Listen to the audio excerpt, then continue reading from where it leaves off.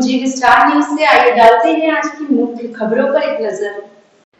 कानपुर में उत्तर प्रदेश की राज्यपाल आनंदीबेन पटेल ने आज लाजपत भवन मोतीझील में आयोजित क्राफ्ट रूट्स प्रदर्शनी का उद्घाटन कर विभिन्न राज्यों से आए कारीगरों का उत्साहवर्धन किया।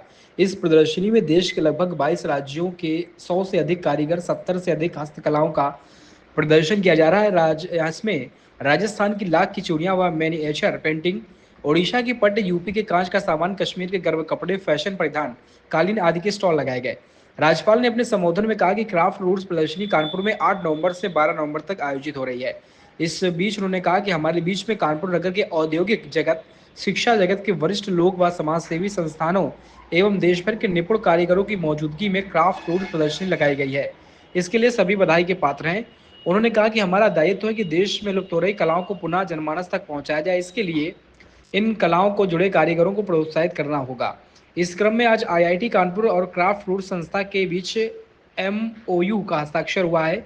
उन्होंने कहा कि नई पीढ़ी भी इन कलाओं के प्रेरित होकर आकर्षित होगी। इस अवसर पर professor Manindra Agrawal IIT Kanpur, professor Vinay Kumar Pathak कुलपति सीएसजेएमयू, प्रोफेसर शमशेर कुलपति HBTU Kanpur, professor AK Singh कुलपति सीएसए कानपुर, प्रोफेसर संगीता शुक्ला कुलपति चौधरी चरण सिंह विश्वविद्यालय मेरठ, प्रोफेसर मुकेश पांडे कुलपति बुंदेलखंड विश्वविद्यालय झांसी, प्रोफेसर आशु रानी कुलपति डॉक्टर भीमराव अंबेडकर विश्वविद्यालय Agra, professor KK Singh SVU PUT Meerut, जिलाधिकारी कानपुर नगर राकेश कुमार सिंह, मुख्य विकास अधिकारी दीक्षा जैन, सुदीप गोयनका, गोल्डी मसाले एवं विभिन्न कलाओं से जुड़े आदि कारीगर मौजूद थे। क्राफ्ट रूट के बारे में आज कई लोग बोले हैं और आप लोगों ने सुना भी है।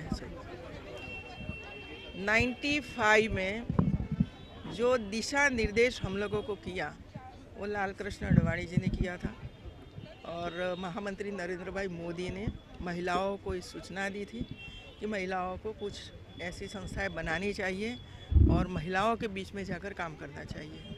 वो विचार लेकर हम चले हैं और आज लगभग 30 साल से भी ज़्यादा समय हुआ है और इसमें 50,000 से ज़्यादा महिलाओं को ट्रेनिंग तो दे दी है, लेकिन 35,000 महिलाएं इसके साथ जुड़ी हुई है और हर साल 8-10 स्थानों पर ऐसे एग्जीबिशन लगते हैं और हमारे आर्टिस्ट खुशी खुशी से आते हैं, खुशी खुशी से अपनी प्रोडक्ट बेचते हैं, आनंद करते हैं, उत्साह करते हैं और बाद में अपने घर पर जाकर नई प्रोडक्ट, नई डिज़ाइन लेकर फिर से दूसरे एग्जीबिशन में आते हैं।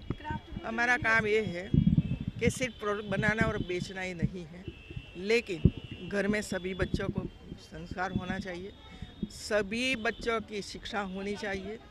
घर में कोई भी दारू पीना या तो जगत भगत कुछ खाना ये नहीं होना चाहिए। ये संस्कार भी इसके साथ जुड़ा हुआ है।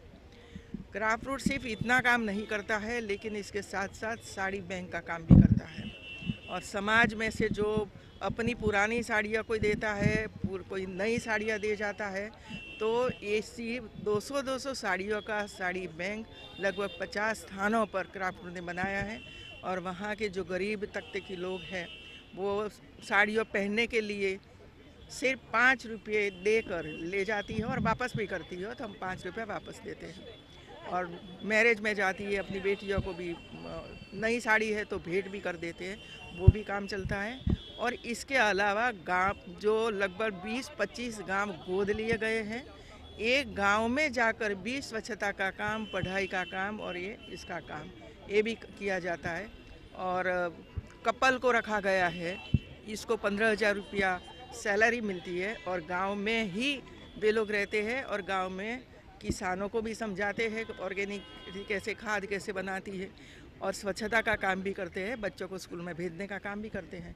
तो एक काम भी इसके साथ साथ होता है। ऐसे कई काम, पर्यावरण का काम ऐसा इसके साथ जुड़ा हुआ काम है। मित्रों, मैम यूनिवर्सिटी के लिए क्या कुछ कहेंगे? हैंडीक्राफ्ट कानपुर से आपने शुरुआत की तो क्या यूनिवर्सिटी कानपुर में बनेगी? यूनिवर्सिटी कहीं बनेगी, सेंटर बनेंगे अलग अलग स्थानों पर।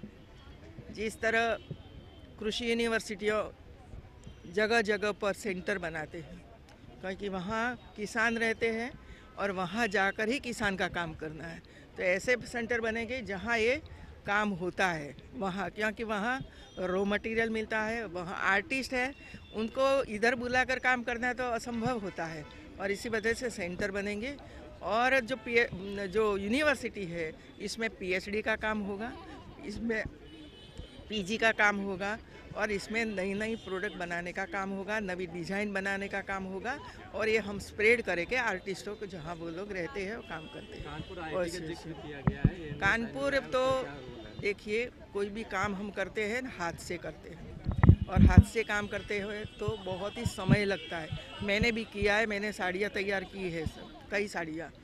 तो हमारा ये है कि भाई किसान को हम क्यों दे रहे हैं सब कुछ काम करने के लिए, इसी वजह से उसका मेहनत कम हो, काम ज़्यादा करें। इसी तरह आर्टिस्ट भी ये हो कि उनको ऐसी कोई मशीन दी जाए कि वो अपने हाथों के बजाय ये मशीन से उसको जो बटन लगाना है तो इसे बना दे।